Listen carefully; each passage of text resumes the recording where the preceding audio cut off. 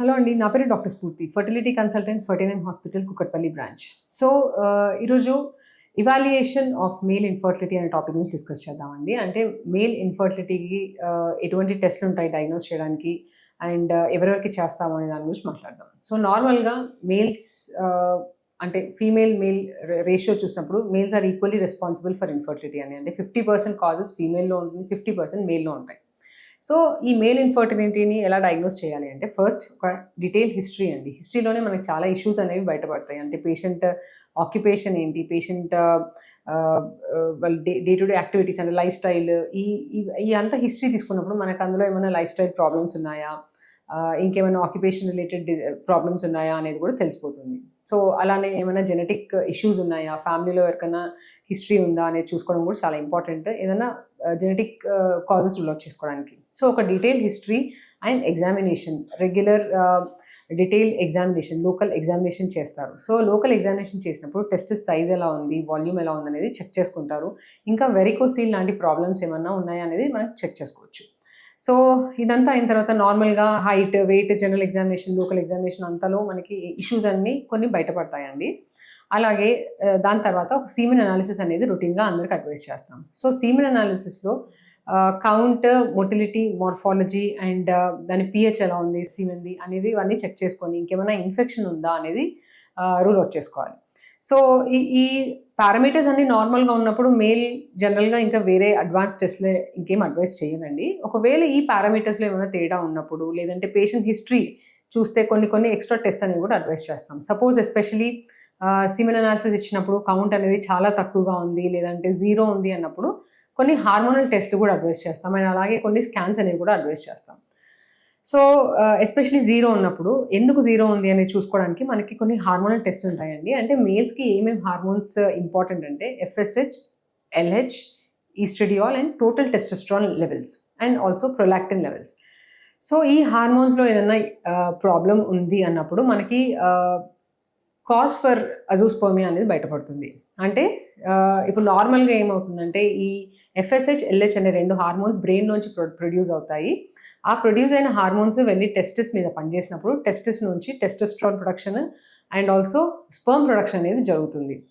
అలా ప్రొడ్యూస్ అయిన స్పెర్మ్స్ బయటికొచ్చి కరెక్ట్ బయట ట్రాక్‌లోంచి బయటకొస్తాయి. సో, ఎక్కడైనా ఇష్యూస్ ఉన్నప్పుడు మనకి ఆ స్పెర్మ్ కౌంట్ అనేది 0 వచ్చే ఛాన్స్ ఉంటుంది ఆర్ మరీ తక్కువగా ఉండే ఛాన్స్ ఉంటుంది. ఎప్పుడైతే ఈ బ్రెయిన్ నుంచి అసలు సిగ్నల్సే సరిగ్గా వెళ్ళట్లేదు అన్నప్పుడు మనకి ఈ ఎఫ్ఎస్హెచ్, ఎల్హెచ్ అనే హార్మోన్స్ చాలా తక్కువగా ఉంటాయి. అలాగే టెస్టోస్టెరాన్ అనే హార్మోన్ కూడా చాలా తక్కువగా ఉంటుంది. అలా ఉన్నప్పుడు హైపోగొనాడోట్రోపిక్ హైపోగొనాడిజం అని డయాగ్నోస్ చేసి దానికి తగ్గట్టు హార్మోనల్ ఇంజెక్షన్స్ అనేవి ఇవ్వడం జరుగుతుంది. అలాగే ఎఫ్ఎస్హెచ్, ఎల్హెచ్ అనేది చాలా ఎక్కువగా ఉంది, ప్రొడక్షన్ అనేది 0గా ఉంది అన్నప్పుడు దాని కాజ్ ఏంటంటే టెస్టిక్యులర్ ఫెయిల్యూర్ అనేది చూస్తామండి. టెస్టిసే సరిగ్గా పనిచేయట్లేదు. సో, దానివల్ల బ్రెయిన్‌లో ఆ సిగ్నల్స్ అనేవి చాలా ఎక్కువగా ప్రొడ్యూస్ అవుతున్నాయి టెస్టిస్ మీద. అంటే brain is going into over drive. నేను ఇంకొంచెం ఎక్కువగా హార్మోన్ ఇస్తున్నాను, పని చేయండి అన్నట్టు అది టెస్టిస్ సరిగ్గా పనిచేయకపోవడం వల్ల బ్రెయిన్ అనేది ఓవర్ డ్రైవ్‌లోకి వెళ్తుంది. సో, అలా ఉన్నప్పుడు టెస్టిక్యులర్ ఫెయిల్యూర్ అనేది చూస్తాం. సో, అలా కాకుండా ఒకసారి హార్మోన్స్ అన్నీ ఒక్కొక్కసారి నార్మల్‌గా ఉంటాయి అండ్ స్పెర్మ్ శాంపిల్ ఇచ్చినప్పుడు కౌంట్ అనేది ఒకవేళ వాల్యూమ్ అనేది చాలా తక్కువగా ఉంది, లేదంటే ఇంకా స్కాన్ చేసినప్పుడు ఏదైనా బ్లాక్‌లా ఉంది అన్నప్పుడు అది అబ్స్ట్రక్టివ్ అజోస్పర్మియా అని డయాగ్నోస్ చేస్తాం. సో, ఇలా అబ్స్ట్రక్టివ్, నాన్ అబ్స్ట్రక్టివ్ అజోస్పర్మియాస్‌కి మనకి హార్మోనల్ టెస్ట్‌తోని మనకి ఇష్యూస్ అనేవి బయటపడతాయి. అలాగే ప్రొలాక్టిన్ అనే హార్మోన్ కూడా నార్మల్ స్పెర్మటోజెనెసిస్‌కి చాలా ఇంపార్టెంట్ అండి. ఒకవేళ అది చాలా ఎక్కువగా ఉంది అన్నప్పుడు కూడా హైపర్ ప్రొలాక్టినిమియా అంటే దానికి కాజ్ ఏంటనేది చూసుకొని దానికి తగ్గట్టు ట్రీట్మెంట్ ఇస్తే ప్రొలాక్టిన్ హార్మోన్ అనేది నార్మలైజ్ అయినాక ఒక్కొక్కసారి స్పెర్మ్ ప్రొడక్షన్ కూడా బెటర్ అవుతుంది. సో, అలా కాకుండా ఒక్కొక్కసారి కొన్ని స్కాన్స్ అడ్వైస్ చేస్తాము. స్క్రోటల్ డాప్లర్ అని, లేదంటే ట్రస్ అని, ట్రాన్స్ రెక్టల్ అల్ట్రాసౌండ్ అని.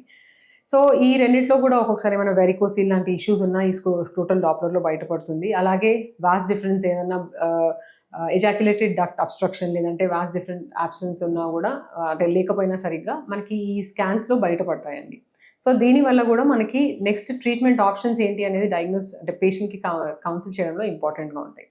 సో, ఇలా కొన్ని హార్మోన్స్ అలాగే కొన్నిసార్లు ఏంటంటే ఇప్పుడు ఎస్పెషల్లీ ఊరుకుకే ఐవీఎఫ్ ఫెయిల్ అవుతుంది పార్ట్నర్‌కి, వైఫ్‌లో. అలాగే ఐయుఐ కూడా ఫెయిల్ అవుతుంది అన్నప్పుడు స్పెర్మ్ డిఎఫ్ఐ అనే టెస్ట్ చేయడం కూడా ఒకటి ఆప్షన్ ఉంటుందండి.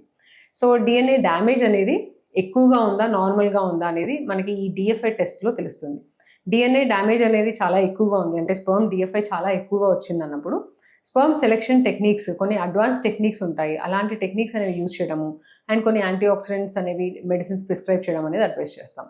సో ఇలా రకరకాల బ్లడ్ టెస్ట్లు అండ్ ఆల్సో హార్మోన్ టెస్ట్లతోని మనము ఇష్యూ ఏంటి అనేది చూసుకొని దాన్ని బట్టి వాళ్ళకి ట్రీట్మెంట్ ఆప్షన్స్ అనేది అడ్వైస్ చేస్తాం. అంటే ట్రీట్మెంట్ ఆప్షన్స్ అంటే ఇదర్ చిన్న ట్రీట్మెంట్స్, న్యాచురల్ సైకిల్ ట్రై చేయడం కానీ, లేదంటే ఐఓఐ లాంటిది అడ్వైస్ చేయడం కానీ, లేదంటే ఒకవేళ కౌంట్ చాలా ఇష్యూ ఉన్నప్పుడు వాళ్ళకి ఇదర్ ఐవీఎఫ్కి వెళ్ళి, ఎస్పెషలీ కౌంట్ 0 ఉన్నప్పుడు ఒకవేళ టెస్టిక్యులర్ అంటే సర్జరీస్ చేయడం, అంటే టీజా లేదంటే మైక్రో టీజా లాంటి సర్జరీస్ ఏమైనా అవసరం పడతాయా అనేది వాళ్ళకి కౌన్సిల్ చేయడంలో ఇంపార్టెంట్ అండి. సో ఇంకా ఈ టాపిక్ గురించి ఏమైనా డౌట్స్ ఉంటే మీరు మమ్మల్ని సంప్రదించవచ్చు. Thank you.